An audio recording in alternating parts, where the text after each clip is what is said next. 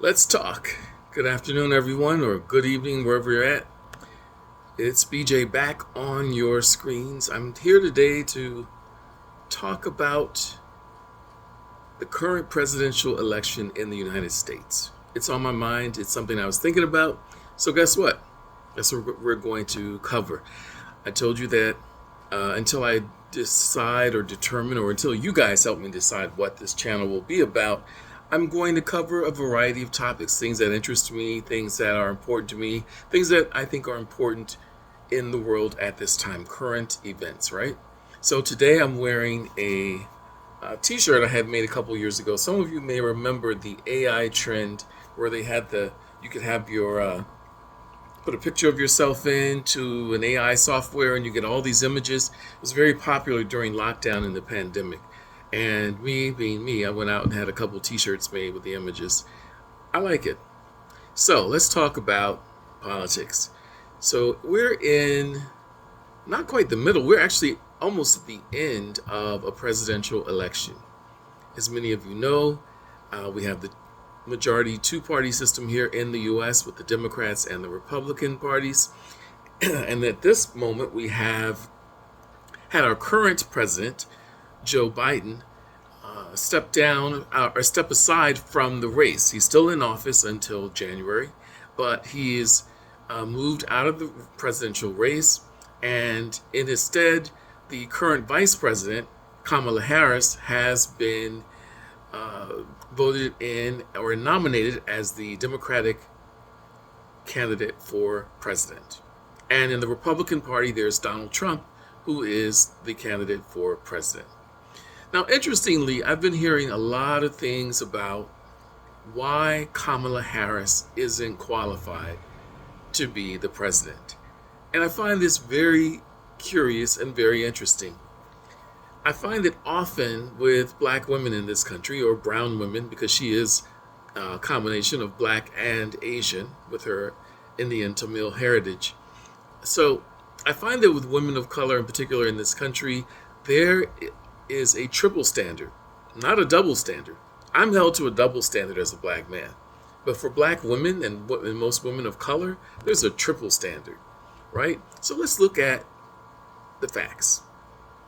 Kamala Harris has served as vice president for the last 4 years.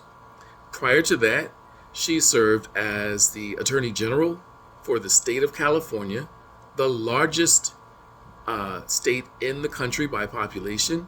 And as far as the gross domestic product of California, they could be an independent nation. And if we ever lost the state of California, let's say if they decided to go independent and leave the United States, we would sink. That's how much they bring to us. Hollywood, Silicon Valley, and all the natural resources they have there, right?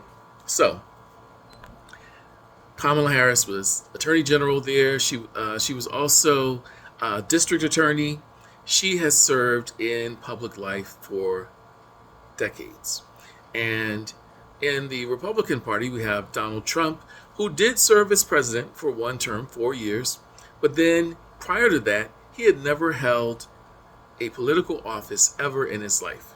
He had been in business and he had been on a television reality show. Those were his areas of specialty.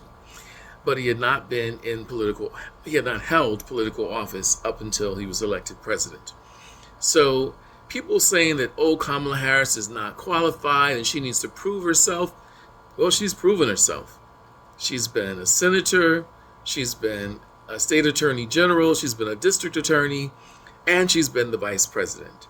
She's probably the most qualified person ever to run for the office of president if you look at her resume alone in the history of this country, period. So I'm not here to argue the facts. The facts are the facts. We cannot argue the facts, right? The facts are what they are. So when I hear people talking about how she's not qualified and needs to prove herself, it makes me very concerned. I'm finding that, and this is something I can speak on as a black man, as an African American man in the United States of America.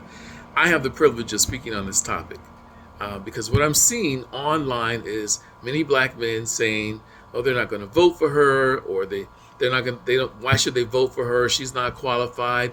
I even saw a video today of one guy saying that Kamala needs to step down from political office and put on an apron and go in the kitchen and start cooking. That is sad. It's 2024, gents. Women are not going back into the kitchen. If you're lucky enough to have a wife or girlfriend or partner that will cook for you, that's fantastic.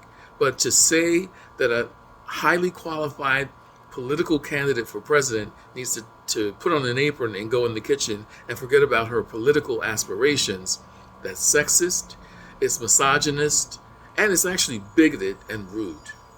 So, I look at the current landscape in this country and I see a fringe periphery of black men, African American men, who would rather vote for Donald Trump, which is their preference, right?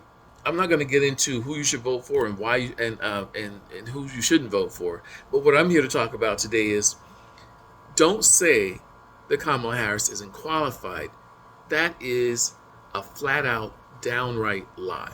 She's more than qualified, she's highly educated, and she's well experienced in politics, serving as a state senator and the vice president, the attorney general for the state of California, and a district attorney, right? You can't get more qualified than that.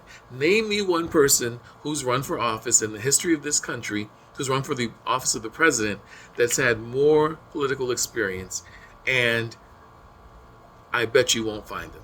It's impossible, right? So when we look at women, let's give women a fair chance. Women are, in this country, black women in particular, are now the highest, best educated group of people in the country by demographics. One of the things I'd like to see is more black women get degrees in fields that will be high paying, well paying jobs and careers. I see sometimes black women in my family and friends and acquaintances who get these wonderful degrees in social work and things like that, public health. Those are all great, not always good paying. But that's besides the point. Let's stick to this topic because I am a rambler. The point is, Kamala Harris is qualified. I would rather to hear my fellow men and black men say what they won't, most of them won't say, and I don't have the courage to say, is they don't want to vote for a woman and they would never vote for a woman. Right? But when I hear these men say that, it makes me wonder, what do they really think of their wives, their mother, their daughters, their aunts? What do they think of their colleagues at work? Is this really how they feel about women in general? That no matter how educated or experienced or professional or accomplished a woman is, that she can't hold the highest office in the land? When major countries like India, Germany, and the United Kingdom have had women presidents, premiers, and chancellors decades ago? Why is the United States still holding on to this myth that women have to be subservient to men? I don't believe it, and I think that men really need to take a look in the mirror and reflect on why they think that's so. Now, I know a lot of us grew up in Christian households or even other faith households where we're taught that women are subservient to men. But I'm going to tell you this. In the United States, there is intentionally a separation of church and state. So your personal religious beliefs shouldn't bleed into your political vote. Why? Because if you're not going to vote for someone simply because of their gender that they were born with, right? And you say you're this great man of faith, you believe in God, and you believe that God created all of us, but you can't vote for one of God's creations based on your misogyny and your sexism and your bigotry. I don't know about you, but I don't think our God would be pleased about that. And another thing we have to understand, I'm not going to get deep into this today. We may have to go into this at another time because I am a theologian.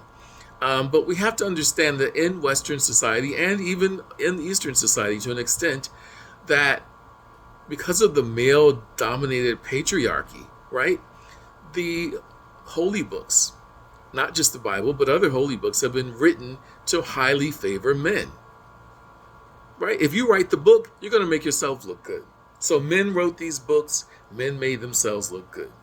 So men, I'm asking you to take an honest look in the mirror. I'm not telling you who to vote for. That's not my job. My job is just for you to think about, honestly, why do you feel a woman is not equal to you? And please don't quote me a scripture from your holy book, because again, I'm a theologian and I know that men wrote those books, and men wrote those books to keep themselves in power. A lot of you don't understand that. You haven't studied. You don't know that. I know these things to be true. It's just the way it is, right? So these men wrote the books, they put themselves in charge, and they always thought that's how it would be. Now things are finally evolving, and I see men fighting against the current of change. And one thing I want to remind you fellas is that you should always want to be on the right side of history. Imagine when your daughter grows up and finds out that you didn't vote for a qualified female presidential candidate just because she is a woman. Imagine if your daughter is a president in 20 or 30 years, right? Or your granddaughter. So men, let's be honest with ourselves. Let's treat our women better. Let's respect our women. And let's not box them in or try to limit their aspirations. If you don't want to vote for a woman, that's one thing. But don't not vote for a woman just because she's a woman. That's all I've got for today, people. I'll be back on Friday. We'll choose a new topic. If you guys have any thoughts on topics you want to hear about, send them in the comments. I know some of you won't agree with what I've said today. That's fine. Again, I am no stranger to controversy. And I'm not really here to stir up controversy today. I just want our men to be honest with themselves and think about how we've been programmed to put our women not even as secondary citizens, but as third place citizens. Have a great rest of the week. I'll see you guys on Friday. Take care.